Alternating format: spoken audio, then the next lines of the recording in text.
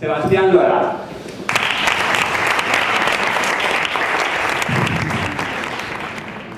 On October 2013, the American polling organization called Gallup released a research which stated that 87% of the world's workforce either dislikes or hates their job.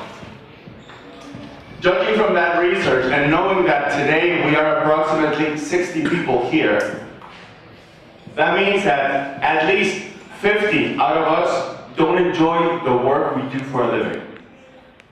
That sucks. Think about your daily routine. Everything you do from 9 to 5, day in, day out. Well, actually in Spain that's 9 to 7, more or less.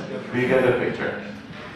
And after you've thought about that, ask yourself, how engaged am I with the work I do? Do I love my job? If your answer is yes, congratulations. Please leave the room. Now. But if your answer was no, welcome to the club.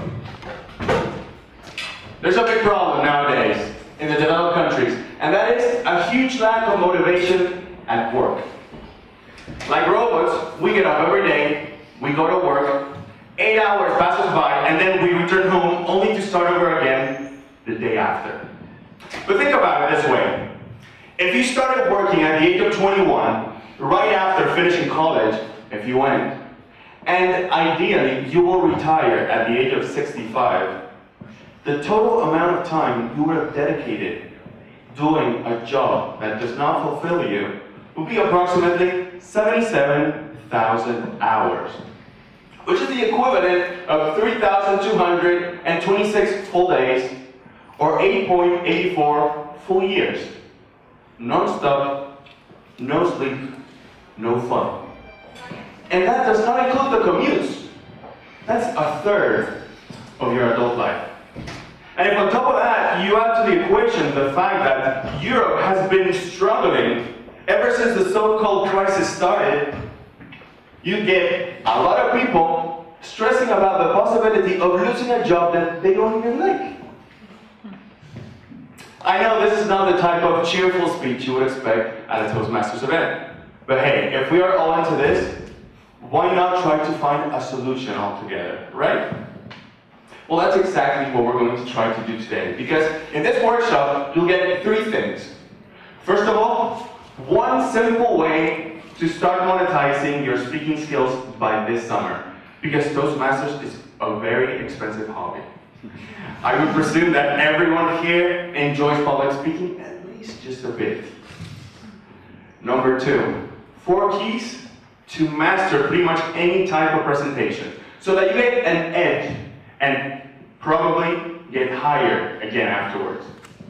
And number 3, a formula which will help you find other ways to monetize your speaking skills and hopefully in the future get greater work satisfaction. Because public speaking does not just have to be a fun thing to do. It can also become a huge part of who you are as a professional. Does that sound like a plan? Yes. It's not rhetorical. Does that sound like a plan? Yes. Yes. So let's get started.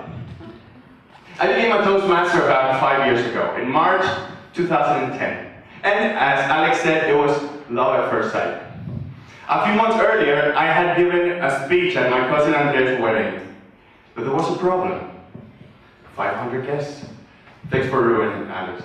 Well, 500 guests. As you might expect, the experience almost gave me a heart attack. But I loved it. Talk about masochism. I had come from a somewhat shy background, but I had learned to start enjoying being the center of attention. And Toastmasters was the perfect fit for me.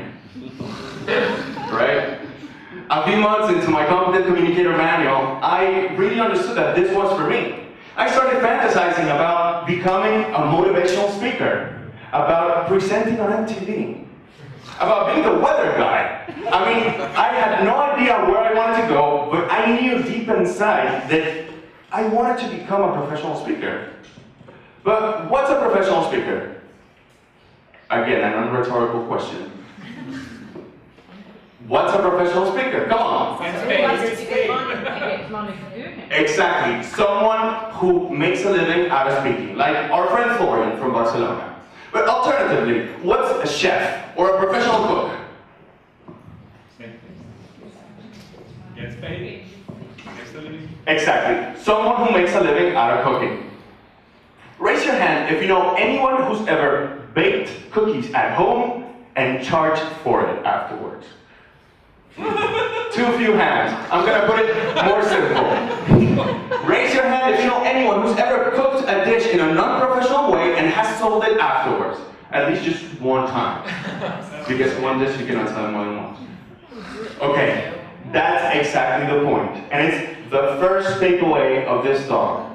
Start baking cookies. No, for real. This takeaway took me 3 years to figure out. You don't have to be a professional speaker to make a few bucks out of speaking. You just need to act like one. 3 years into my Toastmasters career, I got a call from Andy, a friend of mine. Hey Seb, are you still in that Toastmasters thing? See, I'm working at an events company and we might have a gig for you. It turns out that they needed a wedding celebrant. I didn't know what that meant either, but I still went. And when I got there, Marianne, Andy's boss, asked me right away, Sebastián, have you ever officiated a wedding before? For those of you who don't know, officiating a wedding means conducting the ceremony. Or put more simply, it's like being a priest without the need for celibacy.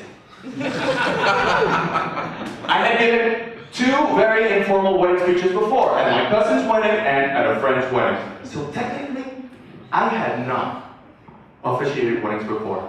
So when Marianne asked me, Sebastián, have you officiated weddings before? Of course I said yes. Richard Branson says, if anyone offers you an amazing opportunity and you're not sure if you can do it, say yes. And then learn how to do it later.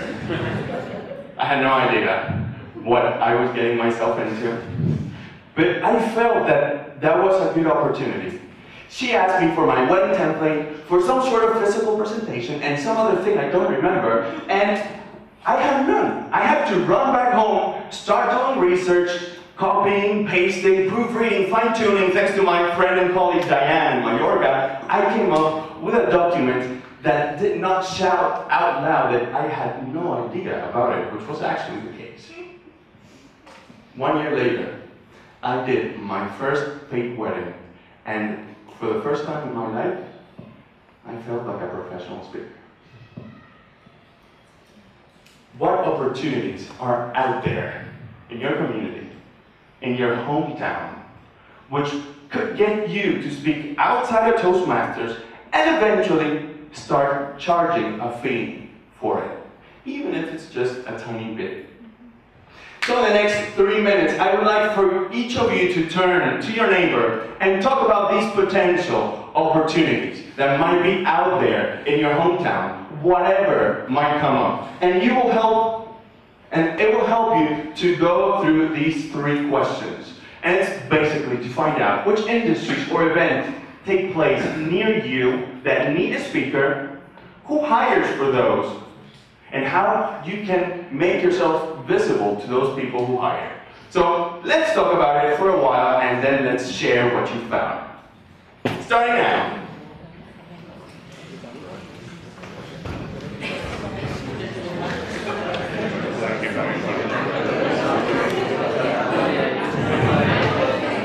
Thank you very much. Thank you very much. You can carry on at lunch.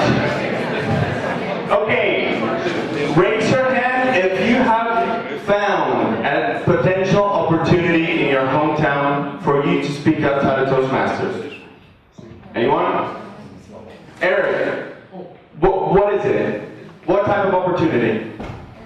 Perhaps this is going to be some sort of like an idea also for the rest, because I am now starting to speak before my own people.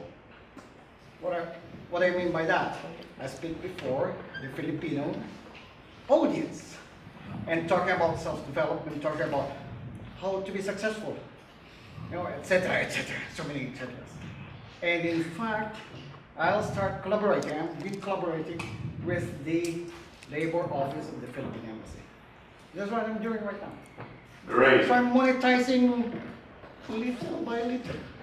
Let's see if I can go further. Outside of my community. Let's see what happens next. A big round of applause for Eric.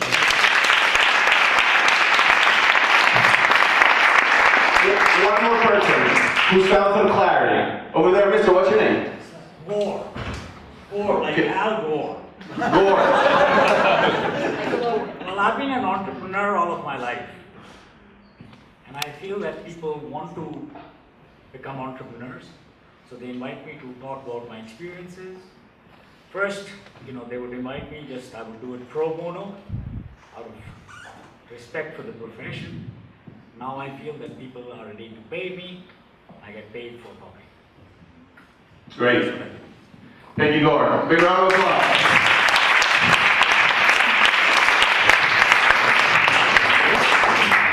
In my own particular case, it was weddings. That does not have to be your case, but in mine, it was weddings because Mallorca is very popular for weddings during the summer. How to get myself, first, who hires? The wedding planners, the event planners, and how to make myself visible to them by showing them footage, videos of my intervention in other weddings, which originally were just short speeches. I said it was a brief part of the ceremony. They were not there, they don't have to know, but that helps them to see. No, sometimes white lies are necessary for you to get ahead in life. And in the end, what was not a lie, it was that I was speaking at a wedding and it looked well. They enjoyed it, and that's what gave me the opportunity to carry on. Again, in your case, it might not be weddings, but it can be emceeing events, like a beauty pageant. It can be working at the radio. It can be chanting the bingo balls. It doesn't matter. It all depends on what's available there in your hometown. Because takeaway number 2, your community needs good speakers. Find out what for, the industries, the events. Find out who hires those speakers, and find out how you can make yourself visible to them so that you can be one step closer from getting your first paycheck from speaking in public. I love speaking at Toastmasters. Everyone is so welcoming and supportive. So supportive that even when we screw up big time, we still get a big round of applause. That only happens in Toastmasters. Raise your hand if you remember the last time you went blank on a speech. That brain fart that Rafael was speaking about. How stressful was that?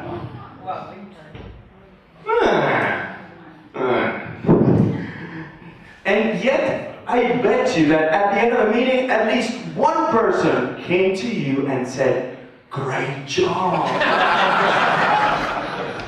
Well, imagine a bride, after a failed attempt at a ceremony, coming to you, the wedding official, and saying, "Don't you worry, that happens even in the best of families, you'll do better next time."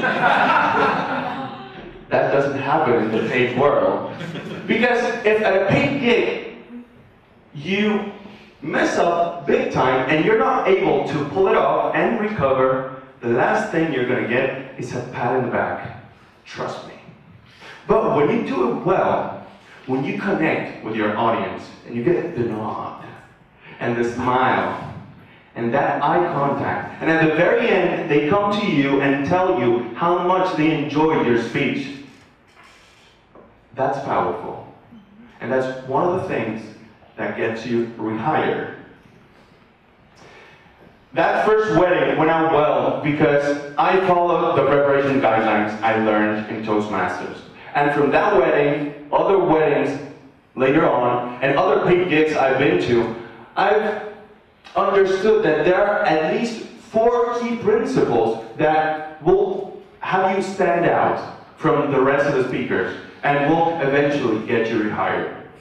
And these are the 4 principles. The first one, have amazing, killer content. As a wedding officiant, your duty is to marry the couple. But marrying them while giving a speech which is fun, which is interesting, which is memorable. And how do you do that? With good content. I once interviewed Olivia Schofield. Raise your hand if you don't know Olivia Schofield. Well, Olivia Schofield is the person from District 59 who's gone the farthest into the World Championship. She competed in 2011 in the finals. So she's got credibility. And she says that 80% of the success of a speech comes from having great content. If you don't believe me, believe her. In virtually any speech, in every speech actually, you need to dedicate time and effort to plan ahead and prepare well. And that includes, for starters, to have a very clear objective, know who you're going to speak to, and create a one and very clear message, main message for your entire talk. The more time you dedicate, the more effort you dedicate to this, the higher the probabilities to get a good outcome from it. Number 3. Number 2. Know your leading actors. Like in Hollywood movies, you have leading actors, you have supporting actors. Well, in most paid presentations, you have different levels of importance within the audience. What do I mean by that? Who are the most important people at a wedding? The bride and groom. Okay, I was looking for the wedding couple, but yeah, in traditional weddings, it's actually the bride. Exactly. After the bride comes the groom, after the groom, the parents, the siblings, the witnesses, the rest of the guests, and at the very bottom of the food chain, there's you, the officiant. And knowing this is very important, because you need to have it very clear in your mind so that you can prepare your content to craft your message thinking about the right people first. And when you're here, when you're delivering your message, to pay attention accordingly. So while you are planning ahead, preparing your presentation, you need to ask yourself, who are the most important people within this audience? And when you come up with that answer, you need to narrow it down a bit more and ask yourself, who calls the shots?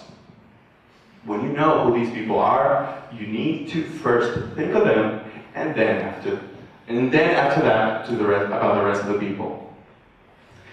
Key number 3, be light, be brief. Face it, you are not a priest, this is not church, they are here to have a good time. And that basically means they don't want to hear you ramble for too long. As a wedding officiant, your speech all throughout the ceremony should not be longer than 20 minutes, because that, on top of other people's interventions, the music, and any other bits and pieces, will mean you have a long enough ceremony. Well, in most presentations, in most paid speeches, most people will never complain about you going a bit shorter than expected.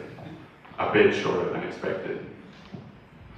When you go too long, they will start complaining. But let's say that you go a bit shorter. If with that short enough speech, you then help them out to digest your content by giving it out in a very simple and structured way, simple without dumbing it down, of course, but very structured in a logical way, they will leave feeling that you kind of entertained them, but mostly they will feel that the time dedicated to you was well worth it.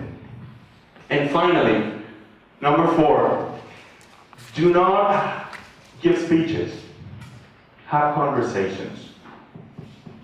In every presentation, people want to feel that you believe in your message, that you defend it, as Damian was speaking about.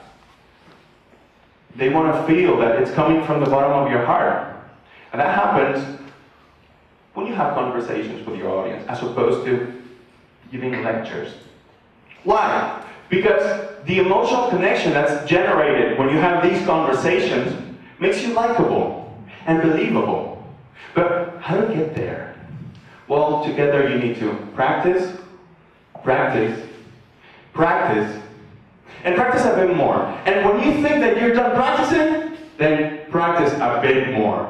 Because that's the only way that you'll be able to deliver your message in a fluent and natural way. But of course, it always helps to bring out your notes. I have mine over there. Because who knows what might happen? And remember that when things go wrong in a paid speech, and you're not able to recover, the wife will come out with a knife and stab you. These 4 principles might sound very familiar to all of you because, again, you're Toastmasters.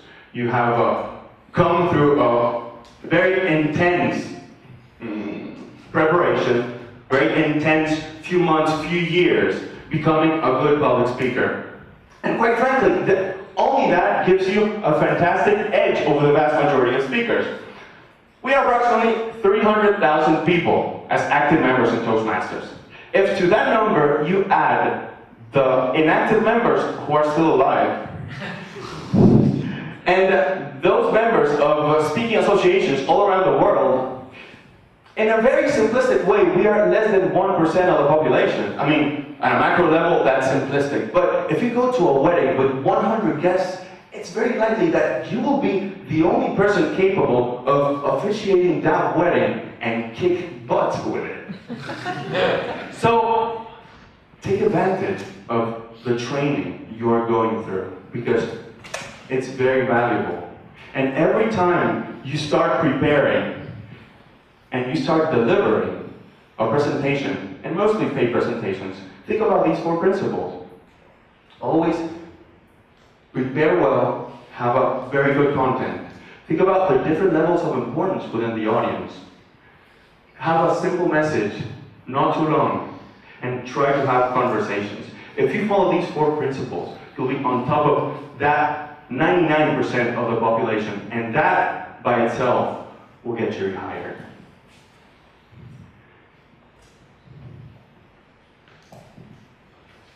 I know the weather in Mallorca is better than pretty much anywhere in Europe. As a matter of fact, it's better than pretty much anywhere in Spain. That's the truth. So what if you don't get many weddings near you? Or what if marrying people is not your thing?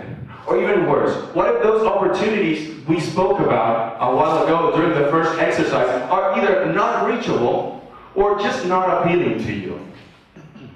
In April 2011, Lisbon hosted the district conference, and the keynote speaker was Darren LaCroix. For those of you who don't know Darren LaCroix, he's the 2001 world champion of public speaking. If you don't know him, look him up. He's fantastic. At the end of the speech, I was so amazed that I ran after him because I wanted to buy one of his products and speak with him. I said, Mr. LaCroix, I'm in Toastmasters because I want to learn how to speak in public because someday I want to become a professional speaker. But I have a problem. I don't know what to speak about. I've been looking for a message and I can't seem to find one. What should I do? Do you know what he said? Keep looking. Keep looking! It's been 4 years since that, and I'm still looking. But I know that in these 4 years, I've found some answers along the way by officiating weddings, by training people, and I know that I'm still working in a day job which pays for most of my bills, not all, but for most of them. However, I know that I'm on the right path mainly because of mentors that have been in my life. Raise your hand if you know a guy called John Lee Dumas. One hand. Write down that name now. Well, John Lee Dumas is the voice behind Entrepreneur on Fire, which is one of the leading podcasts for entrepreneurs in the world. And by listening to John Lee Dumas, I found out about an exercise which has given me some understanding, better understanding and clarity about what I want to achieve in life and where I want my professional path to continue. And it's a very simple exercise, which is called the zone of genius. And basically, the zone of genius works like this. You take out a piece of paper, you turn it sideways on an horizontal way, then you draw a vertical line in between till you have two exact same sides. On the left-hand side, you write down everything you're passionate about, everything you enjoy doing in life. And it doesn't matter what it is. I mean, it can be sleeping, it can be windsurfing, it can be throwing stones at your brother. It doesn't matter. On the right-hand side, you write down everything has a certain level of expertise, things you're good at. You don't need to be a master, but at least a bit better than the people who surround you. And here it helps a lot to ask those people who know you well to tell you what they think you're good at. Because it will shed some light over this and maybe help you find other things you're good at that you didn't know about. But the most important part of this exercise, after you have written down both lists, is to try and find coincidences on both sides. You check both lists, and you see on your passions, you see on your expertise, trying to find things that are similar. They don't have to be identical. As long as they have some sort of relation, it works. So if you say that on passions you love playing football, but you're not that good at playing football, but you're very good at training people play football, that matches. When you're done doing that, that's your zone of genius.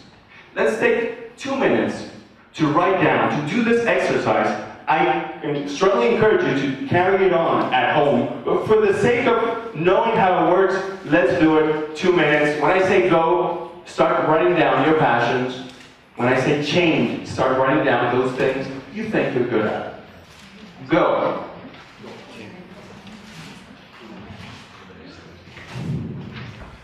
All right. Please raise your hand if you found at least one coincidence between both lists. Please leave your hand up if you would be able to share it with everyone here. Over there, what's your name, please? Yeah. Alicia. Come again? And Your name again, please? Alicia. Alicia. Natasha, swimming Swimming. and music. Great. Swimming and music. Then you need to think a lot about that and see in which ways you can develop these skills, because by loving them and being very good at them, you might find something very valuable there, which you could probably get to a second stage, to a further stage. Anyone else? Can you repeat your name, please? Jette. Jette. I put down languages. Languages. Always was very fond of languages. Mm. And I also use them every day at work. Great. You enjoy them then? Definitely. Fantastic. Well, this exercise needs time. I mean, in 2 minutes, you cannot get the full depth of it. I mean, you need to think it through for a long time, what you're good at, what you're passionate about. Take a few days to write it down and ask the people who are close to you to help you out with that. Because this exercise alone can shed a lot of light and help you figure out where you can go in the future. The Zone of Genius is that place in which you will do the most fulfilling work in your life.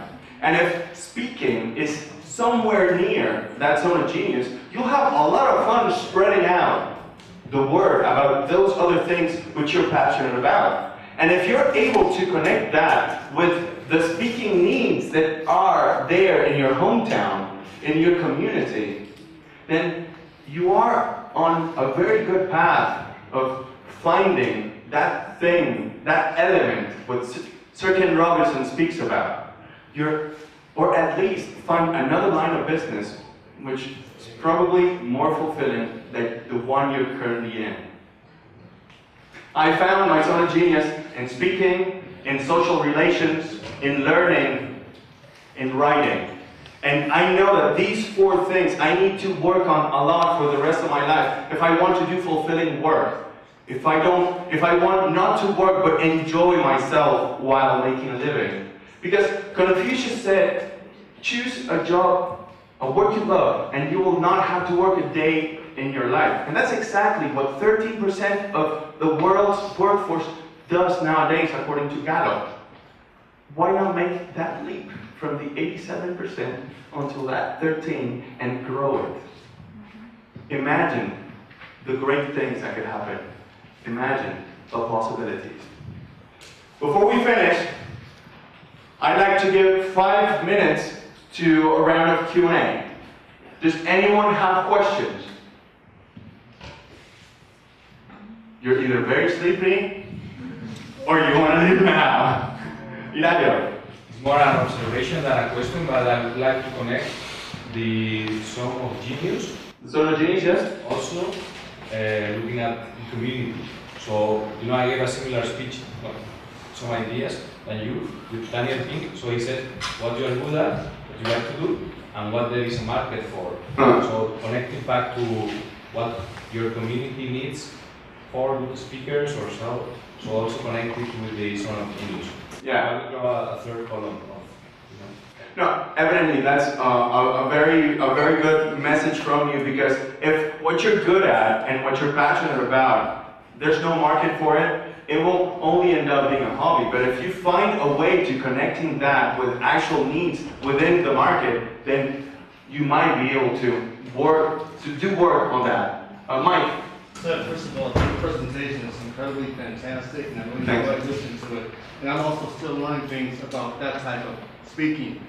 There was also a woman who was a distinguished Toastmaster here in Spain named Barbara Hofmeister. She started 2 clubs in the Costa del Sol, the Marbella Club and the Achievers. And she worked very hard in learning the skills you were talking about. She became a distinguished Toastmaster. She had to move back to Germany. She wrote a book and made money from it. And her title of her book was, If I Can Do It, You Can Do It. That type of book.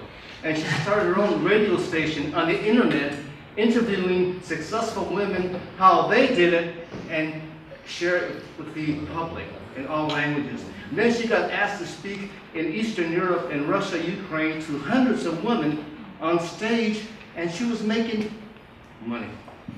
She stands about this tall, and she didn't speak Russian, but she had a translator. So if she can do it, and Barbara was an incredible force. She's on Facebook, you can find her, an incredible woman. Now she's an executive coach with executive CEOs who come to her, and, these men with alpha male personalities saying, Barbara, teach me how to connect. So she's an executive coach now, she wrote a book, she's done it all. So, Barbara Hofmeister. Hofmeister. 1 up. And talk to the Achievers, they'll tell you about Barbara Hofmeister. She's an incredible woman. I gotta go now. I love you all. Take care. Thank you, Mark.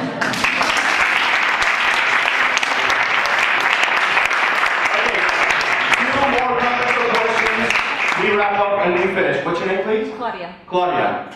how much would you charge? How much would I charge? How do you know what to charge? How do you know what to charge? Start seeing what's out there. I mean, at the very beginning, I didn't really know what it was. The person who was hiring me smartly told me what the competition was charging. It was probably lower, what she told me. But I started up there. Then I found out what people are actually willing to pay for it. And if you see that you're doing a good job and people are recommending you, increase your fee. Over there. What's your name, please? My name is Lucia. Lucia. Before I started here, I love photography, and I started to work as a photographer in weddings. I made money out of it, as you did. And it came a point where that was my working weekend. And the time came when the hobby became a work with problems, and then from Monday to Friday, I was worried about the work I did on the weekend. So there is a line in there. When you change your hobby into a work, you need to find another hobby. Yeah. I'm stressing about that right now. you don't get out the same things when you do it for free or because you like it or because this weekend I wanted not that one because I prefer to do other things. When you get paid for it,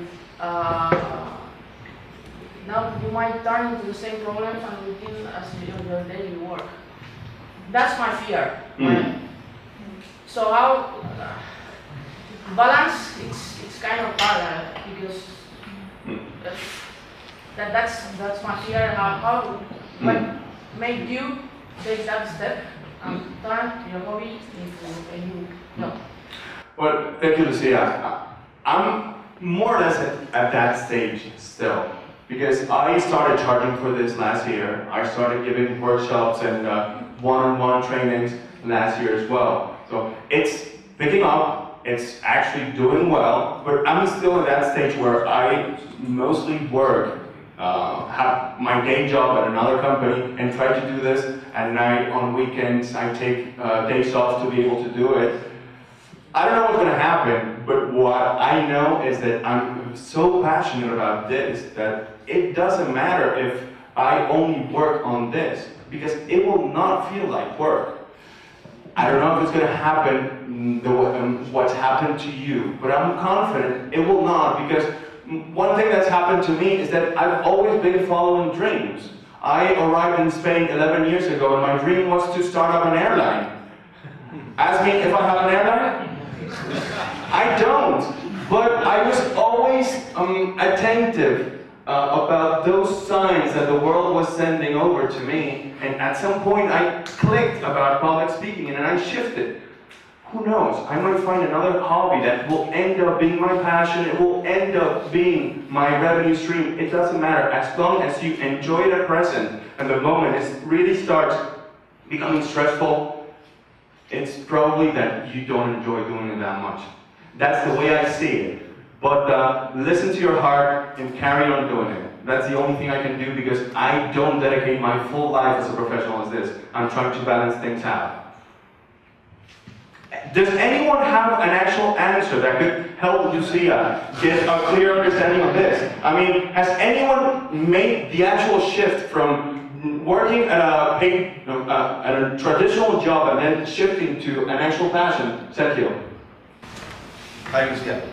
I've been working in companies as treasurer, financial manager, etc. for almost 15 years. And 1 year I decided, okay, I quit. And I started to do it as a freelance consultant. And when I was doing consulting, I was hired to train people. And I realized that I love training much more than consulting. And despite I have problems with some customers, I have last minute circumstances that make me have like, okay, it's pressure. But if you love doing it, you don't mind. I sometimes sleep 2 hours because I have a training the day after, and I didn't have time to prepare it. And I don't mind it. I come the following day with full of energy because I love what I'm doing for those people. I'm trying to send them my knowledge and to learn from them as soon as they learn from me. So if for you, you find the problems more higher than your passion, is that it's not only a passion. Maybe your passion has shifted to another thing. So, because the road to success is not a draw line. It comes here and here and here, and you maybe won't find it till 50 years old. Because there is a saying over there, I don't know if you've seen a video called Work Sunscreen. He says, don't mind if by 40 you don't know what you want to do in life. The most interesting people I know don't know. So, don't worry. Two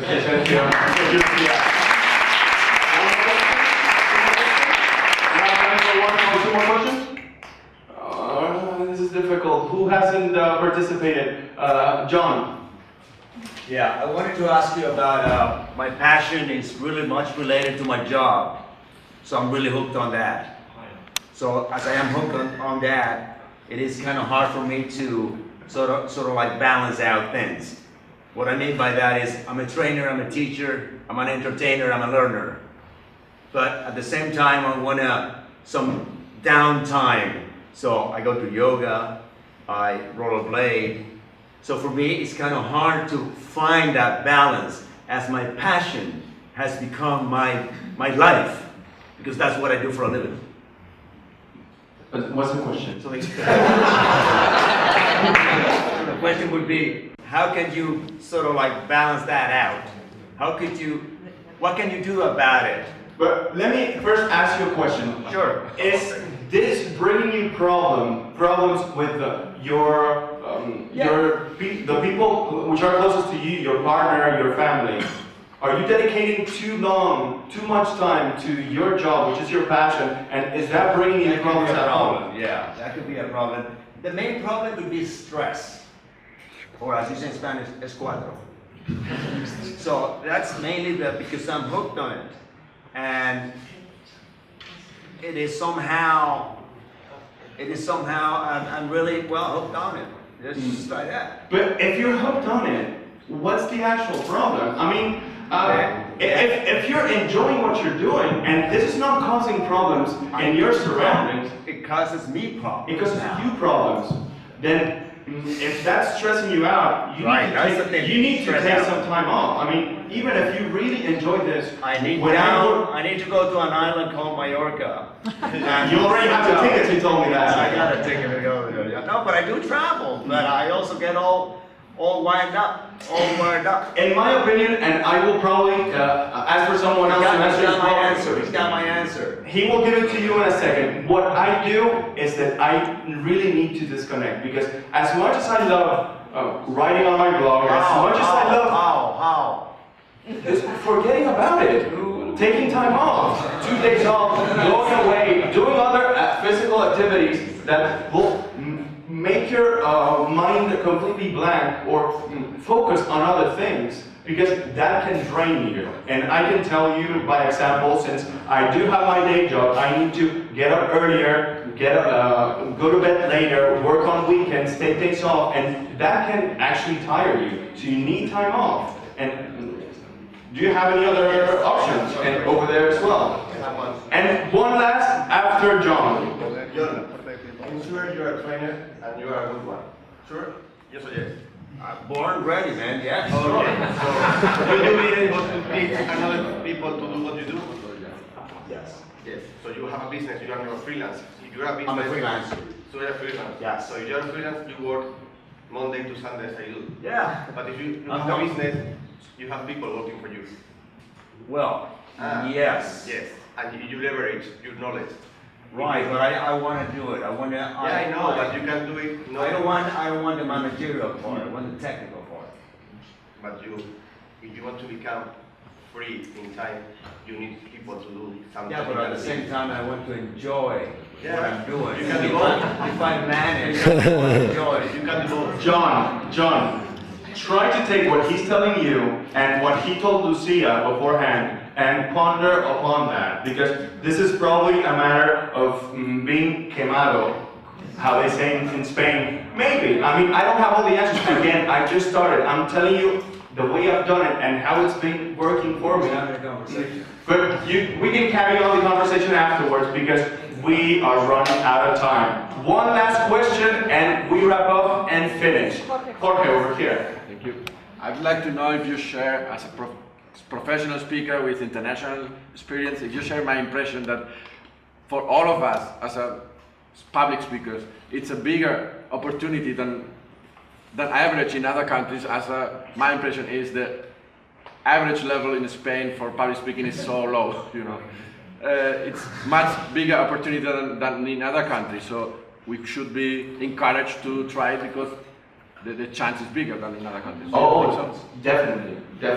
I mean, I gave you 4 keys that have worked for me to give you some edge, and I told you that only by being a Toastmaster, you have some tools that already make you stand out above the rest. And in the end, it's a campana de gallos.